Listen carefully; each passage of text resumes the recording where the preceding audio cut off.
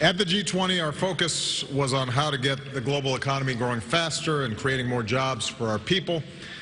And I'm pleased that we agreed that growth has to be inclusive to address the rising inequality around the world.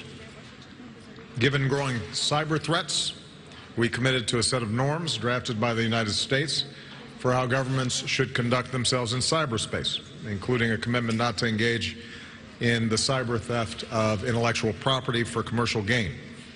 And as we head into global climate talks, all G20 countries have submitted our targets, and we've pledged to work together for a successful outcome in Paris. Of course, much of our attention is focused on the heinous attacks that took place in Paris. Across the world, in the United States, American flags are at half-staff in solidarity with our French allies. We're working closely with our French partners as they pursue their investigations and track down suspects. France is already a strong counterterrorism partner, and today we're announcing a new agreement. We're streamlining the process by which we share intelligence and operational military information with France. This will allow our personnel to pass threat information, including on ISIL, to our French partners even more quickly and more often, because we need to be doing everything we can to protect against more attacks and protect our citizens. Now, tragically, Paris is not alone. We've seen outrageous attacks by ISIL in Beirut, last month in Ankara, routinely in Iraq. Here at the G20, our nations have sent an unmistakable message that we are united against this threat. ISIL is the face of evil. Our goal, as I've said many times, is to degrade and ultimately destroy this barbaric terrorist organization. As I outlined this fall at the United Nations, we have a comprehensive strategy using all elements of our power: military, intelligence, economic, development, and the strength of our communities. We have always understood that this would be a long-term campaign. There will be setbacks and there will be successes. The terrible events in Paris were obviously a terrible and sickening setback. Even as we grieve with our French friends, however, we can't lose sight that there has been progress being made. On the military front, our coalition is intensifying our airstrikes, more than 8,000 to date. We're taking out ISIL leaders, commanders, their killers. We've seen that when we have an effective partner on the ground, ISIL can and is pushed back. So local forces in Iraq, backed by coalition air power, recently liberated Sinjar. Iraqi forces are fighting to take back Ramadi. In Syria, ISIL's been pushed back from much of the border region with Turkey. We've stepped up our support of opposition forces who are working to cut off supply lines to ISIL's strongholds in Iran Raqqa. So in short, both in Iraq and Syria, ISIL controls less territory than it did before. I made the point to my fellow leaders that if we want this progress to be sustained, more nations need to step up with the resources that this fight demands. Of course, the attacks in Paris remind us that it will not be enough to defeat ISIL in Syria and Iraq alone. Here in Antalya, our nations therefore committed to strengthening border controls, sharing more information, and stepping up our efforts to prevent the flow of foreign fighters in and out of Syria and Iraq. As the United States just showed in Libya, ISIL leaders will have no safe haven anywhere, and will continue to stand with leaders in Muslim communities, including faith leaders, who are the best voices to discredit ISIL's warped ideology. On the humanitarian front, our nations agreed that we have to do even more individually and collectively to address the agony of the Syrian people. The United States is already the largest donor of humanitarian aid to the Syrian people, some $4.5 billion in aid so far. As winter approaches, we're donating additional supplies, including clothing and generators, through the United Nations.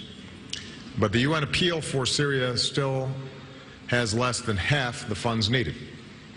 Today, I'm again calling on more nations to contribute the resources that this crisis demands. In terms of refugees, it's clear that countries like Turkey, Lebanon, and Jordan, which are already bearing an extraordinary burden, cannot be expected to do so alone. At the same time, all of our countries have to ensure our security. And as president, my first priority is the safety of the American people. And that's why even as we accept more refugees, including Syrians, we do so only after subjecting them to rigorous screening and security checks. We also have to remember that many of these refugees are the victims of terrorism themselves. That's what they're fleeing. Slamming the door in their faces would be a betrayal of our values. Our nations can welcome refugees who are desperately seeking safety and ensure our own security. We can and must do both. Finally, we've begun to see some modest progress on the diplomatic front, which is critical because a political solution is the only way to end the war in Syria and unite the Syrian people and the world against ISIL. The Vienna talks mark the first time that all the key countries have come together, as a result, I would add, of American leadership, and reached a common understanding. With this weekend's talks, there's a path forward. Negotiations between the Syrian opposition and the Syrian regime under the auspices of the United Nations, a transition toward a more inclusive representative government, a new constitution followed by free elections, and alongside this political process, a ceasefire in the civil war, even as we continue to fight against ISIL. Now, these are obviously ambitious goals. Hopes for diplomacy in Syria have been dashed before. There are any number of ways that this latest diplomatic push could falter. And there are still disagreements between the parties, including, most critically, over the fate of Bashar Assad, who we do not believe has a role in Syria's future because of his brutal rule. His war against the Syrian people is the primary root cause of this crisis. What is different this time, and what gives us some degree of hope, is that, as I said, for the first time, all the major countries on all sides of the Syrian conflict agree on a process that is needed to end this war. And so while we are very clear-eyed about the very, very difficult road still ahead, the United States, in partnership with our coalition, is going to remain relentless on all fronts: military, humanitarian, and diplomatic. We have the right strategy, and we're going to see it through. So with that, I'm going to take some questions, and I will begin with Jerome Cartelia of AFP.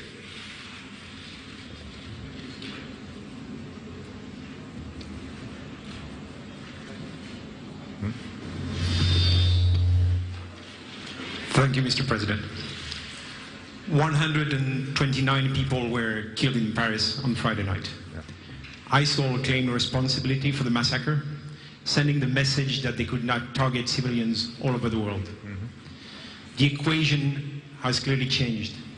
Is it time for your strategy to change? Well, keep in mind what we have been doing. We have a military strategy that involves putting enormous pressure on ISIL through airstrikes, that has put assistance and training on the ground with Iraqi forces. We're now working with Syrian forces as well to squeeze ISIL, cut off their supply lines. We've been coordinating internationally to reduce their financing capabilities, the oil that they're trying to ship outside. We are taking strikes against high-value targets, including most recently against the individual who was on the video executing civilians who had already been captured, as well as the head of ISIL in Libya, so it's not just in Iraq and Syria. And so on the military front, we are continuing to accelerate what we do. As we find additional partners on the ground that are effective, we work with them more closely. I've already authorized additional special forces on the ground who are going to be able to improve that coordination. On the counterterrorism front, keep in mind that since I came into office, we have been worried about these kinds of attacks. The vigilance that the United States government maintains and the cooperation that we're consistently expanding with our European and other partners in going after every single terrorist network is robust and constant.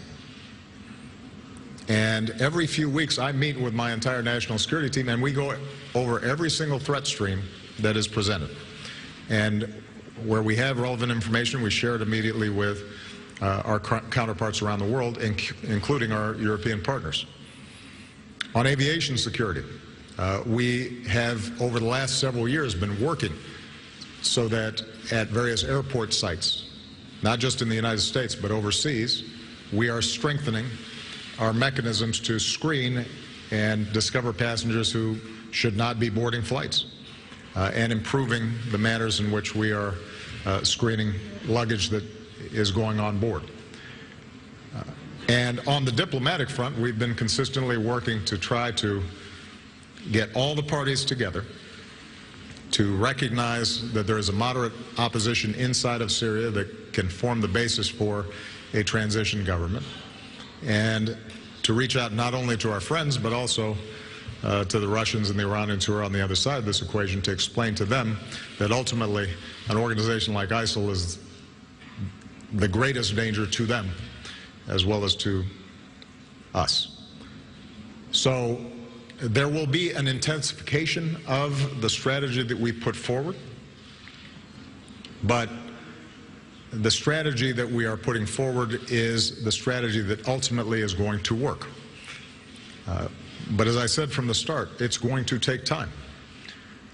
And what's been interesting is in the aftermath of Paris, as I listen to those who suggest something else needs to be done, typically the things they suggest need to be done are things we are already doing. The one exception is that there have been a few who suggested that we should put large numbers of U.S. troops on the ground. And keep in mind that we have the finest military in the world and we have the finest military minds in the world. And I've been meeting with them intensively for years now, discussing these various options. And it is not just my view, but the view of my closest military and civilian advisors that that would be a mistake.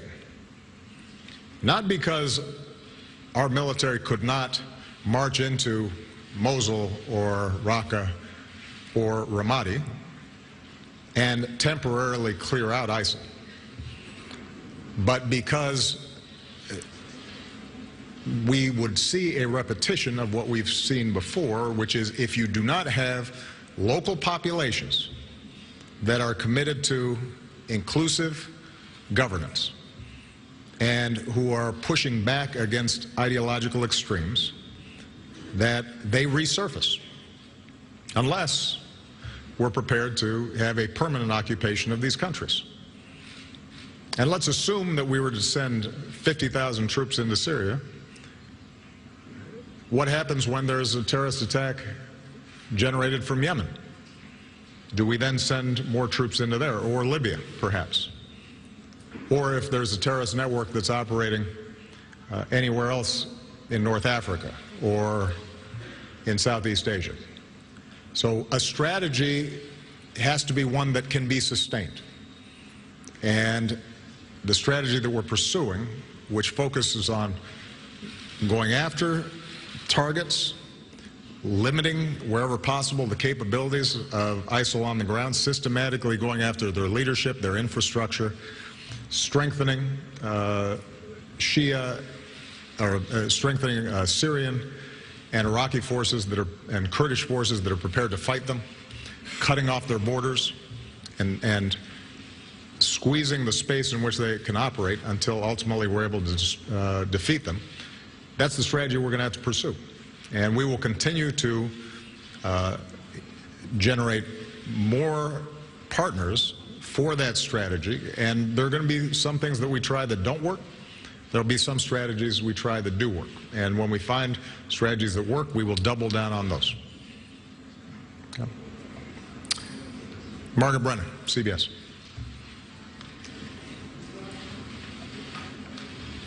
Thank you, Mr. President. A more than year-long bombing campaign in Iraq and in Syria has failed to contain the ambition and the ability of ISIS to launch attacks in the West. Have you underestimated their abilities, and will you widen the rules of engagement for U.S. forces to take more aggressive action? No, we haven't underestimated our abilities. This is precisely why we're in Iraq as we speak, and why we're operating in Syria as we speak.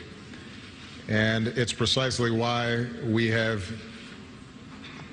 mobilized 65 countries to go after ISIL, and why I hosted at the United Nations an entire discussion of counterterrorism strategies and curbing the flow of foreign fighters, and why we've been putting pressure on those countries that have not been as robust as they need to in tracking the flow of foreign fighters in and out of Syria and Iraq.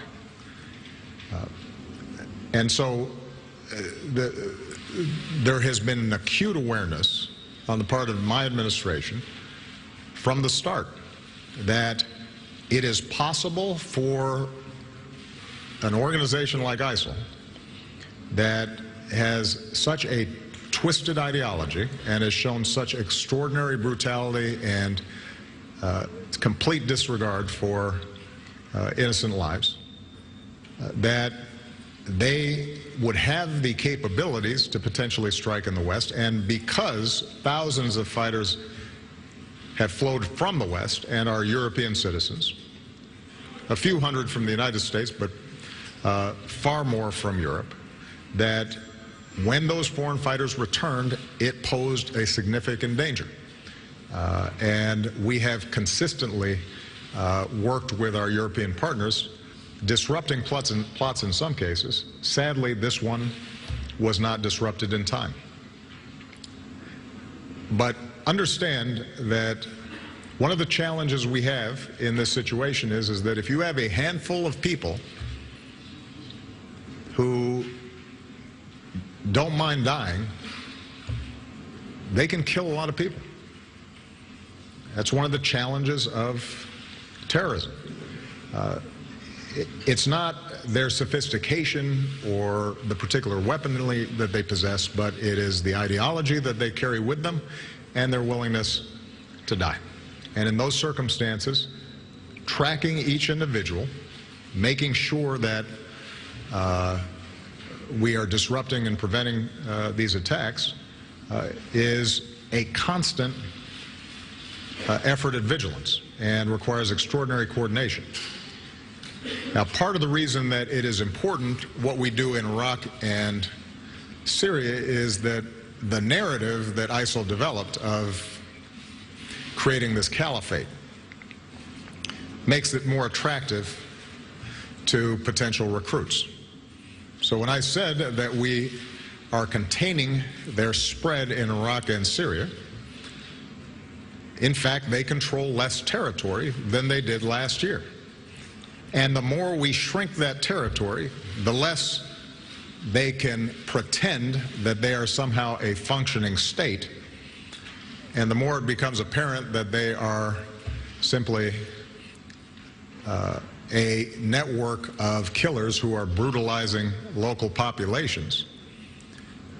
That allows us to reduce the flow of foreign fighters, which then over time will lessen the numbers of terrorists who can potentially carry out terrible acts like they did in Paris.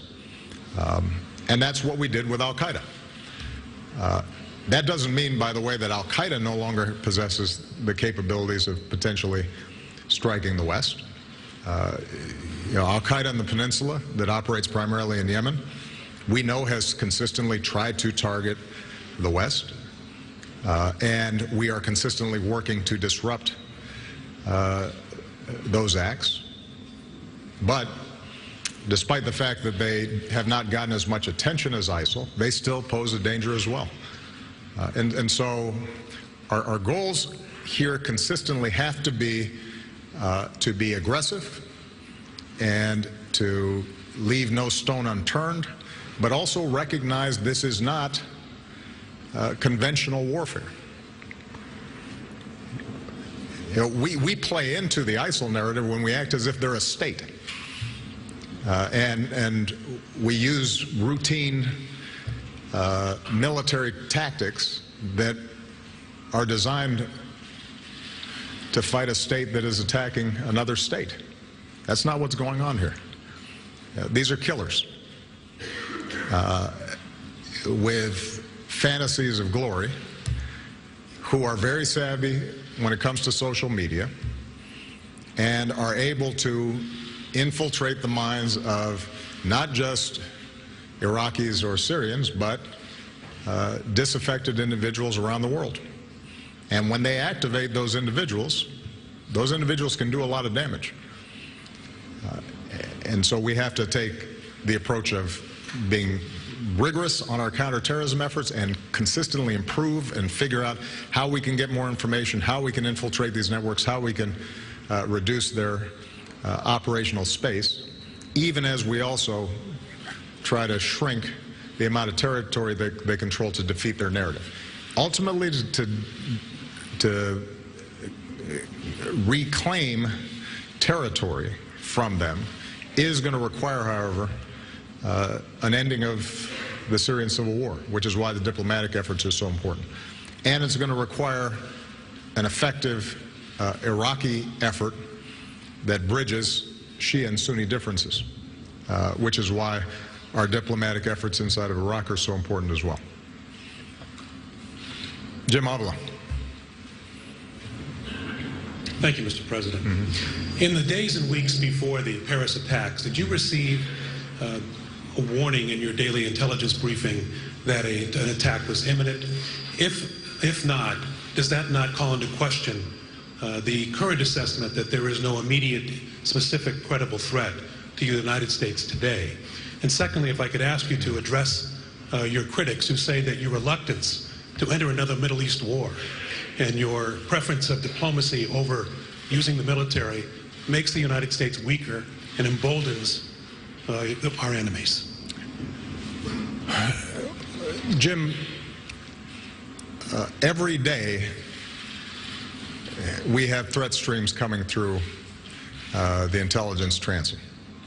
And as I said, every several weeks we sit down with all my national security, intelligence,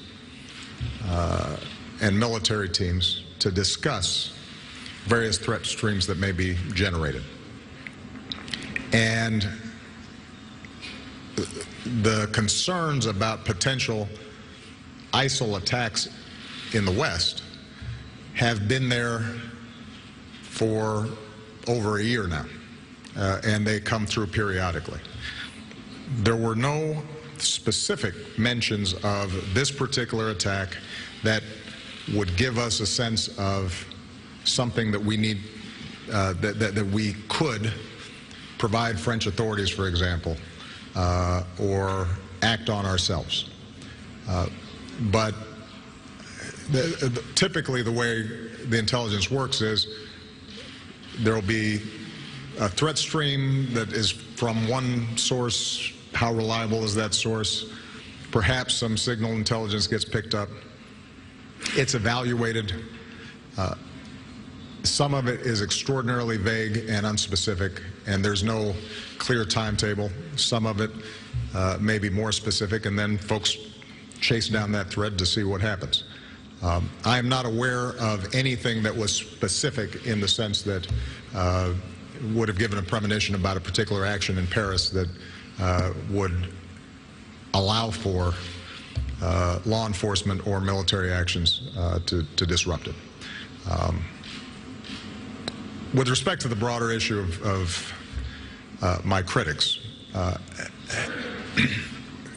to some degree I answered the question earlier. I think that when you listen to what they actually have to say, what they're proposing, most of the time when pressed, they describe things that we're already doing. Maybe they're not aware that we're already doing them. Some of them seem to think that if I were just more bellicose in expressing what we're doing, that would make a difference, because that seems to be the only thing that they're doing is talking as if they're tough.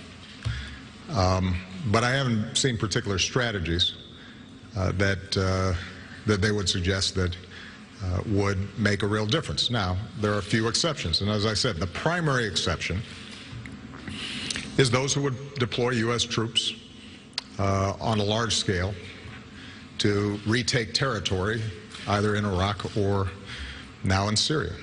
And at least they have the honesty to go ahead and say that's what they would do. I just addressed why I think they're wrong. There have been some who are well-meaning, and I don't doubt their sincerity when it comes to the issue of the dire humanitarian situation in Syria, who, for example, call for a no-fly zone or a safe zone of some sort. And this is an example of the kind of issue where I will sit down with our top military and intelligence advisors, and we will painstakingly go through what does something like that look like.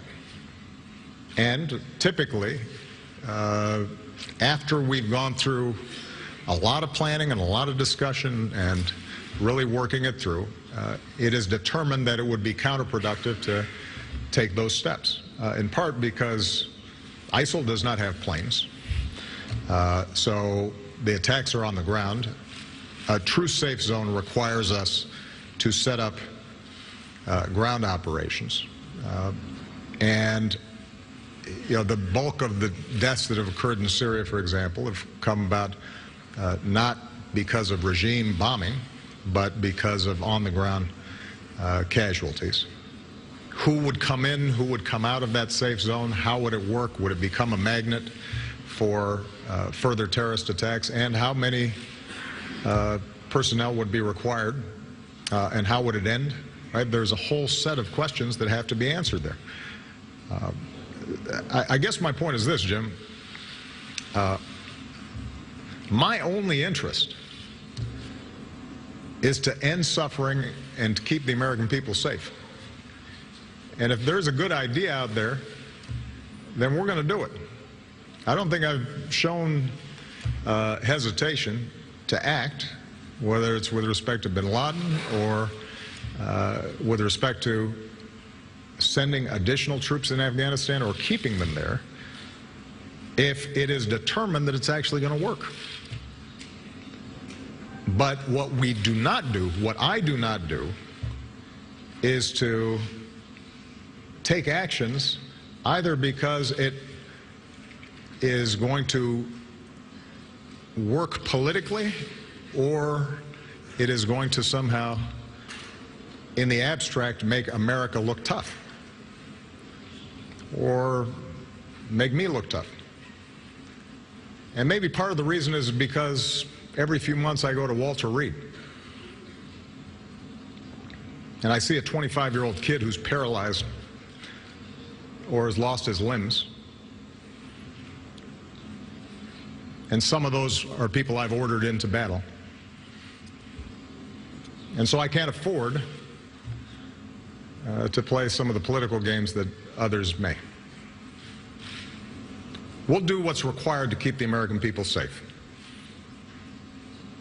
And I think it's entirely appropriate in a democracy to have a serious debate about these issues. Folks want to pop off and have opinions about what they think they would do, present a specific plan. If they think that somehow their advisors are better than the chairman of my Joint Chiefs of Staff and the folks who are actually on the ground, I want to meet them. And we can have that debate. But what I'm not interested in doing is posing or pursuing some notion of American leadership or America winning or whatever other slogans they come up with, that has no relationship to what is actually going to work to protect the American people and to protect people in the region who are getting killed, and to protect our allies and people like France. I'm too busy for that. Jim Acosta. Thank you very much, Mr. President. I wanted to go back to something that you said to Margaret earlier when you said that you have not underestimated ISIS's abilities. This is an organization that you once described as a JV team that evolved into a force that has now occupied territory in Iraq and Syria and is now able to use that safe haven to launch attacks in other parts of the world. How is that not underestimating their capabilities, and how is that contained, quite frankly? And I think a lot of Americans have this frustration that they see that the United States has the greatest military in the world. It has the backing of nearly every other country in the world when it comes to taking on ISIS. And I guess the question is, and if you'll forgive the language, is why can't we take out these bastards? Well, Jim, I just spent the last 3 questions answering that very question. So I don't know what more you want me to add. I think I've described very specifically what our strategy is, and I've described very specifically why we do not pursue some of the other strategies that have been suggested.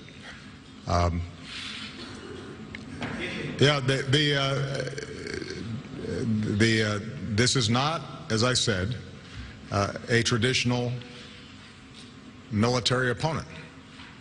We can retake territory, and as long as we leave our troops there, we can hold it. But that does not solve the underlying problem of eliminating the dynamics that are producing these kinds of violent extremist groups. And so we are going to continue to pursue the strategy that has the best chance of working, even though it does not offer the satisfaction, I guess, of a neat headline or an immediate resolution. And part of the reason, as I said, Jim, is because there are costs to the other side. I just want to remind people, this is not an abstraction. When we send troops in, those troops get injured, they get killed, they're away from their families. Our country spends hundreds of billions of dollars. And so, given the fact that there are enormous sacrifices involved in any military action, it's best that we don't shoot first and aim later. It's important for us to get the strategy right, and the strategy that we are pursuing is the right one. Ron Allen. Thank you, Mr. President. I think a lot of people around the world and in America are concerned because given the strategy that you're pursuing, and it's been more than a year now, ISIS's capabilities seem to be expanding. Were you aware that they had the capability of pulling off the kind of attack that they did in Paris? Are you concerned, and do you think they have that same capability to strike in the United States? And do you think that, given all you've learned about ISIS over the past year or so, and given all the criticism about your underestimating them, do you think you really understand this enemy well enough to defeat them and to protect the homeland? All right, so this is another variation on the same question. And I guess let me try it one last time.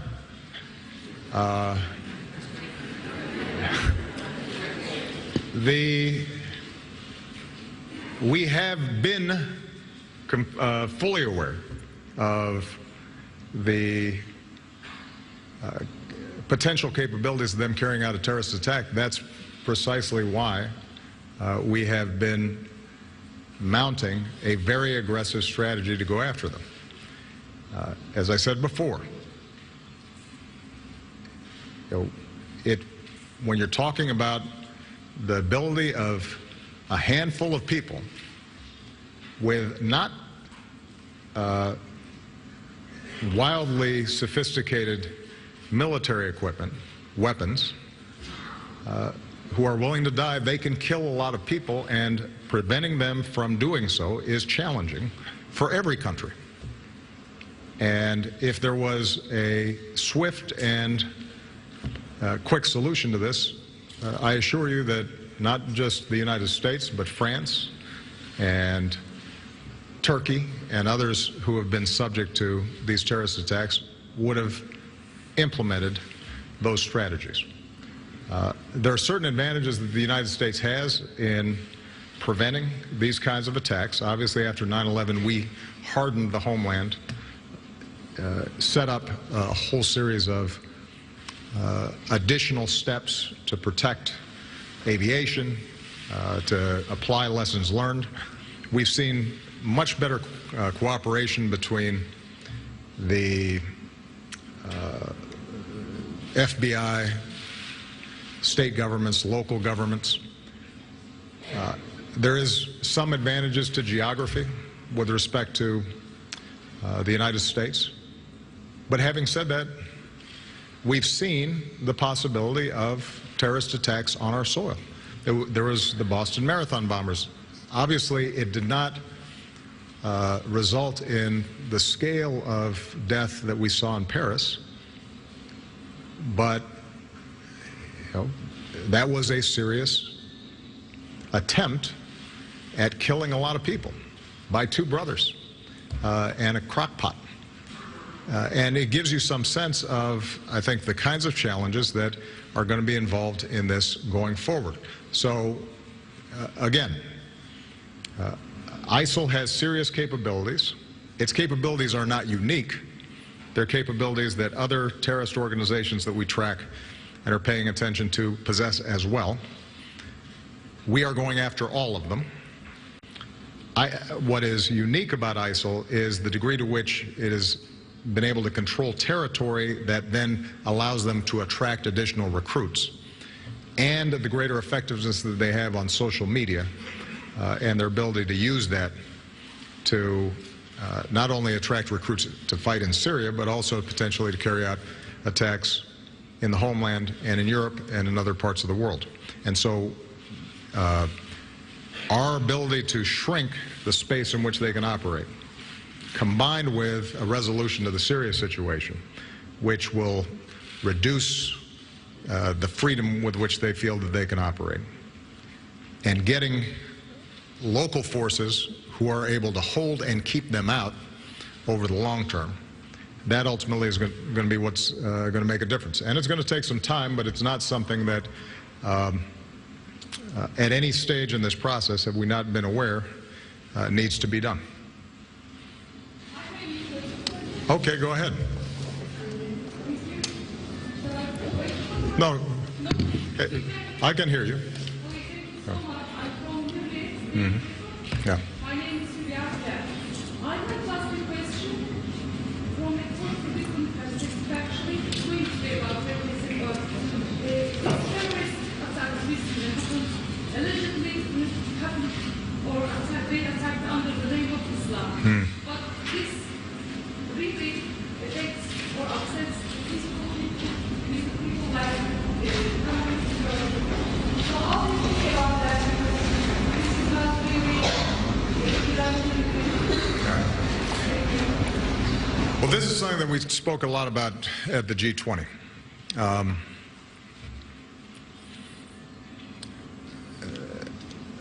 The overwhelming majority of victims of terrorism over the last several years, and certainly the overwhelming majority of victims of ISIL, are themselves Muslims.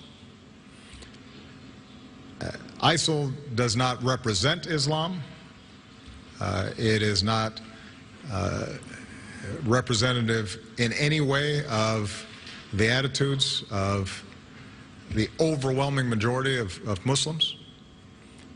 This is something that's been emphasized by Muslim leaders, whether it's President Erdogan or the President of Indonesia or the President of Malaysia, countries that are majority Muslim, but have shown themselves to be tolerant and to work to be inclusive in their political process.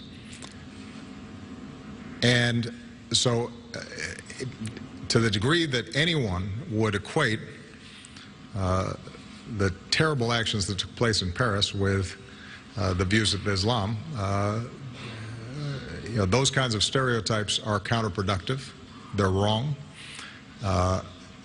They will lead, I think, to greater recruitment into terrorist organizations over time if this becomes somehow defined as a Muslim problem as opposed to a terrorist problem.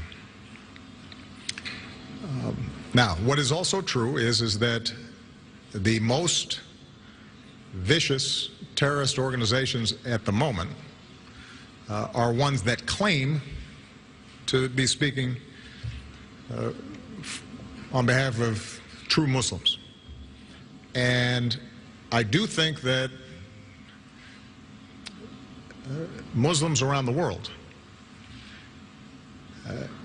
religious leaders, political leaders, ordinary people, have to ask very serious questions about how did these extremist ideologies take root. Even if it's only affecting a very small fraction of the population, it is real. And it is dangerous. And it has built up over time, and with social media, it is now accelerating. And so I think on the one hand, non-Muslims cannot stereotype, but I also think the Muslim community has to think about how we make sure that children are not being infected with this twisted notion that somehow they can kill innocent people, and that is justified by religion. And to some degree, that is something that has to come from within the Muslim community itself. And I think there have been times where there has not been enough pushback against extremism. There's been pushback. There's some who say, well, we don't believe in violence, but are not as willing to challenge some of the extremist thoughts or rationales for why Muslims feel oppressed. And I think those ideas have to be challenged. Let me make one last point about this. And then, unfortunately, I have to take a flight to Manila. I'm looking forward to seeing Manila, but I hope I can come back to Turkey when I'm not so busy. One of the places that you're seeing this debate play itself out is on the refugee issue. Both in Europe and, I gather, it started popping up while I was gone back in the United States. The people who are fleeing Syria are the most harmed by terrorism. They are the most vulnerable as a consequence of civil war and strife. They are parents, they are children, they are orphans. And it is very important, and I was glad to see that this was affirmed again and again by the G20, that we do not close our hearts to these victims of such violence and somehow start equating the issue of refugees with the issue of terrorism.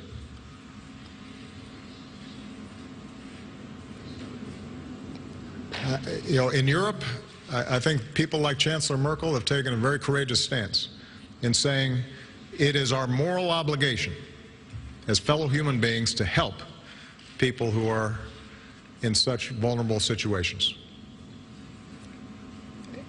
And I know that it is putting enormous strains on the resources of the people of Europe. Nobody's been carrying a bigger burden than the people here in Turkey, with 2.5 million refugees, and the people of Jordan and Lebanon, who are also admitting refugees. The fact that they've kept their borders open to these refugees is a signal of their belief in a common humanity. And so we have to, each of us, do our part. And the United States has to step up and do its part. And when I hear folks say that, well, maybe we should just admit the Christians but not the Muslims. When I hear political leaders suggesting that there would be a religious test for which person who's fleeing from a war-torn country is admitted, when some of those folks themselves come from families who benefited from protection when they were fleeing political persecution, that's shameful. That's not American. It's not who we are. We don't have religious tests to our compassion. When Pope Francis came to visit the United States and gave a speech before Congress, he didn't just speak about Christians who were being persecuted. He didn't call on Catholic parishes just to admit those who were of the same religious faith. He said, protect people who were vulnerable.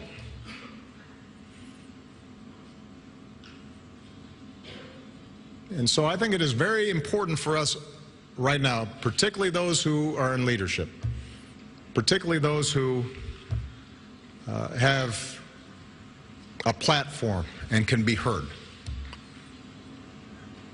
not to fall into that trap, not to feed that dark impulse inside of us. You know, I had a lot of disagreements with George W. Bush on policy, but I was very proud after 9/11 when he was adamant and clear about the fact that this is not a war on Islam.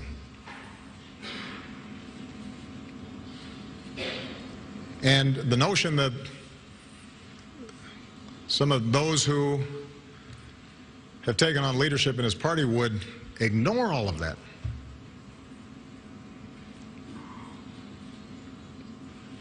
That's not who we are.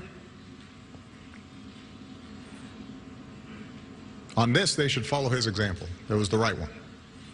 It was the right impulse. It's our better impulse. And whether you are European or American, you know, the values that we are defending, the values that we're fighting against ISIL for, are precisely that we don't discriminate against people because of their faith. We don't kill people because they're different than us. That's what separates us from them. And we don't feed that kind of notion that somehow Christians and Muslims are at war. And if we want to be successful defeating ISIL, that's a good place to start, by not promoting that kind of ideology, that kind of attitude. In the same way that the Muslim community has an obligation not to in any way excuse anti-Western or anti-Christian sentiment, we have the same obligation as Christians.